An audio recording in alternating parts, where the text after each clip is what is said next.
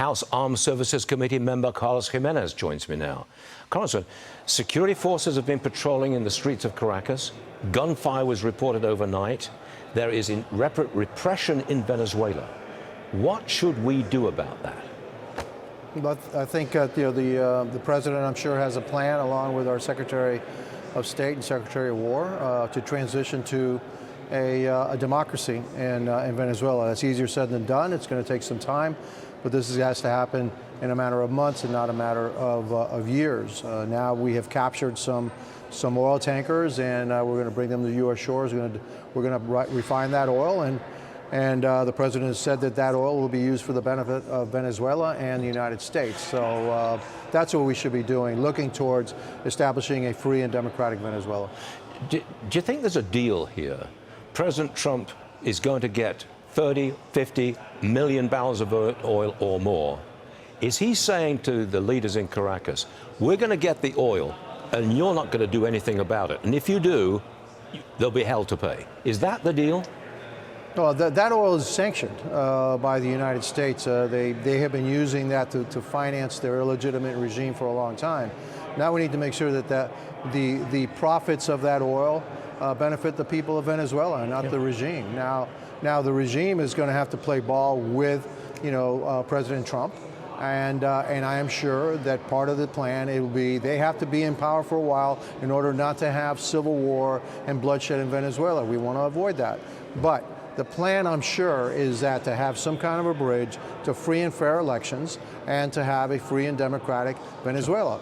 Part of the first part of that would be the freeing political prisoners and also allowing the opposition to return to Venezuela with security guarantees. I mean, there is no playbook for this, but I'm pretty sure that's the path we're headed into. You're in South Florida, which is what, 50, 60 miles away from Cuba. You obviously know what's going on there. How close is Cuba to collapse? Pretty close. They can't keep the power on. They can't feed their people. They don't have any medicine. Venezuela was one of the leading sources of income. Venezuela was gifting Cuba billions of dollars in oil. They would then sell it on the market for currency. Now that's being negated. Unfortunately, Mexico's trying to make that up. So Mexico is now trying to prop up the Cuban regime. Look, Cuba's been under a communist dictatorship for over 60 years. It's time for the people of Cuba to be free too.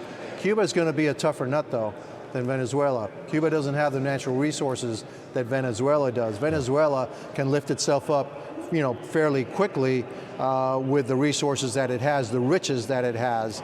Cuba doesn't have that advantage, but it does have Cubans that live outside of Cuba that are willing to go back, reinvest in the country, in the infrastructure, and bring that country back up. The White House is still interested in Greenland. It says it's crucial for national security. Press Secretary Caroline Leavitt also says using the military is always an option. Congressman, will the Republican Party go along, if it happened, with the seizure of Greenland? I don't think, look, I think that's negotiations. I don't believe we're anywhere close to that. There's no need for that. And so, is military action an option? It's always an option on everything, all right? But I don't think that's where we're at. There's no way we should be there, and I'm not too I know that there's not support for that kind of action in Congress for Greenland. But, let's see. It is in the national security interests of the United States. But I think we can negotiate with our ally to see how we can have a beneficial solution to that would benefit both countries, in protecting our national security interests, but also protecting the country of Denmark, who right now owns Greenland. Congressman, I think you're a happy guy. I think things are going your way, and it's a pleasure having you on the show. Come back soon. My pleasure. Yes. Thank you, I certainly will. Thanks.